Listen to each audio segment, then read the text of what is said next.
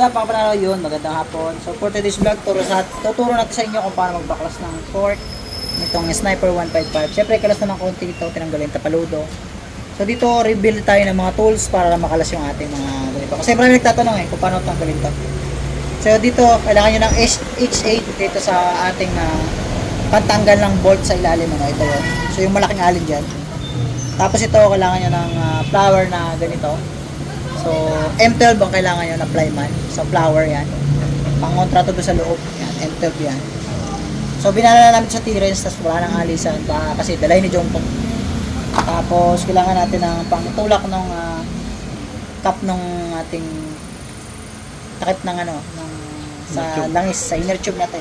Siyempre, kailangan natin pasungkit. Ito yung favorite ko, pang-toothpick. So, high flat screw pwede. So, siyempre, 14mm na socket wrench. Tolsen, okay? So, pwede rin yung maski manual, basta kahit tanggalin ito. So, kalisin natin. Tanggalin natin ito. Ito na guys, tanggalin natin. Dito tayo agad, dumako. So, ito na yung purpose ng tools na to, pang push ito ng inner tube cap. Ayan. So, kita nyo matagas-tagas na yan. Marami ng langis yan mga inside. Wala tayong panlinis na kapatid. Tuloy mo na kayo. So yung may mga buhangin, alisin natin muna. Siyempre baka sumabit yan sa o-ring, masisira yung o-ring natin. Pero pag nakita nyo may tagas na, alisin na kaagad. Huwag nyo na patagalin. So ito na, sampitin na natin yung kanyang tawag dito. Yung kanyang lock, So yung lock na yun parang sa ipit lang ng bahay, parang circlip, Tapos tanggalin natin to, luwagan nyo lang to. Yun, tanggal na kagad. So kung wala kayo nito, pwede nyo tutok sa pader. At kaso makipagbuno talaga kayo doon. Kuha tayong lagayan ng mga lumalinis. So, ang ganda ng pork oil ni Bart. Ano kaya ito? Siya nag-repack na ito mga Panalo.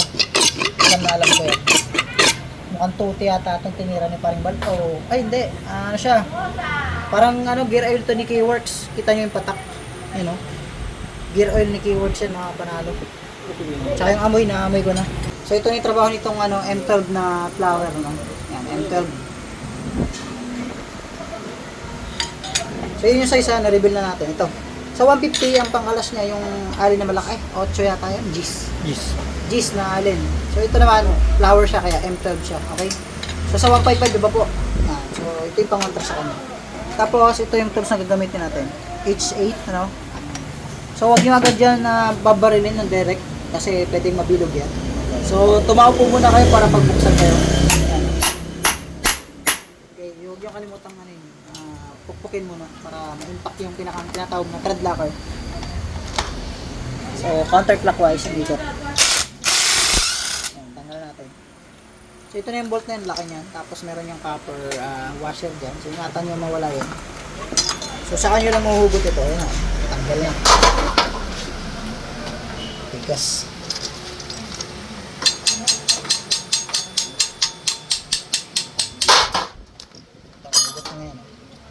May spring pa yan. Tapos yung washer dito. Ayan yung washer. So dito nakalagay. Huwag yung kalimutan ibalik to kasi pag di nyo binalik yan, mangyayari tatagas yung oil. So pwede na kami palit ng pork oil seal. Ayan. Tsaka yung pinakandas seal. Pwede nyo palitan. So ganun lang. Dapat kompleto yung tools nyo para makalas nyo lahat yan. Ito yung kinokontra niya sa loob. Yan.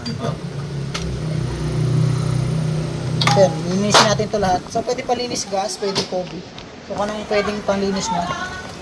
Ayan, linisin natin isa-isa yan bago natin ibalik. So, ito yung ginagamit ko, gas lang. Saka Kobe, yan ang panlinis ko dito.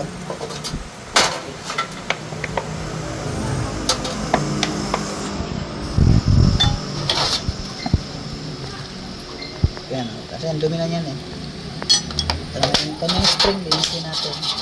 Ito, gear oil yung ginamit nila dito, ramdam ko kasi sobrang lagkit ng oil. Hindi siya talaga pork oil. So akin na JJ yung ating pork oil, pakita natin yung ating pork oil dito.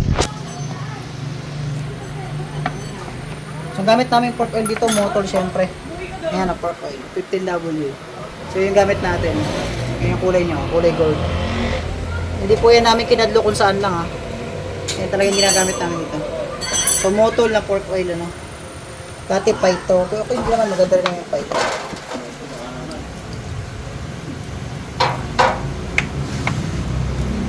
Linisin lang natin mabuti para maubos natin yung mga tira-tirang oil.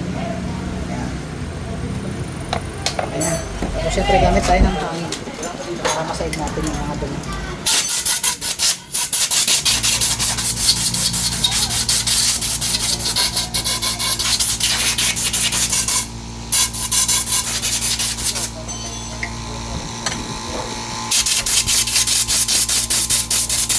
Siyempre ganito pagbalik yan. Ako na yung delay.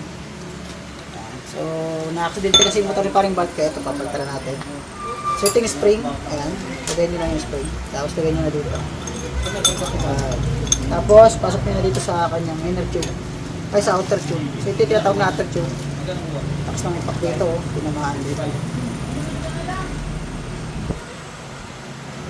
So, ipak natin. Siyempre, balik nyo na itong bolts dito. Tapos, ito. Kontrahin natin. Ulog. Washer, huwag nang kalimutan ibalik. So, barilin natin. Clockwise naman yung ikot.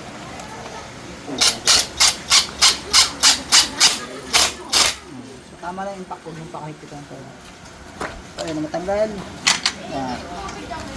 Sikip na yan. Pwede nyo na lagyan ng bagong oil. Sa oil na tayo. Saan na yung lagayan? So ito, sali natin yung motor oil natin. Port oil. Motor. Ayan.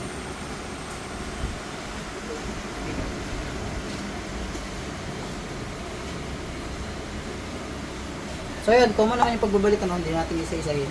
At marami pa tayong gawin dito kasi na-accident itong motor at iayusin natin. No?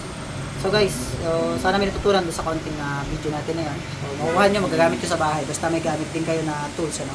Pwede man manual pero konting ingat lang para hindi mabilog yung bolts. So yun lang mga pala lang. Thank you.